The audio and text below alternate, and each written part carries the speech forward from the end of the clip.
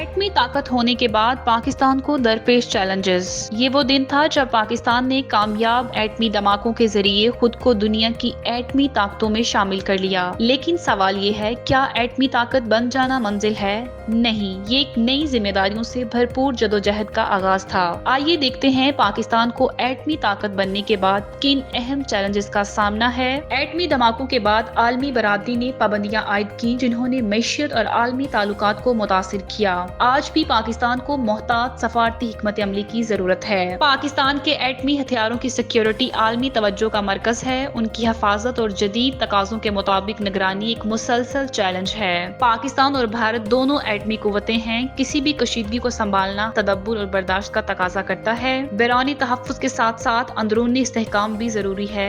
गुर्बत, बेरोजगारी और बदउनवानी जैसे मसाइल कौमी ताकत को कमजोर करते हैं। एटमी कामयाबी के बाद दीगर साइंसी मैदानों में तरक्की नागुज़ीर है। नौजवानों को तहकीक और टेक्नोलॉजी की तरफ राग़िब करना वक्त की जरूरत है।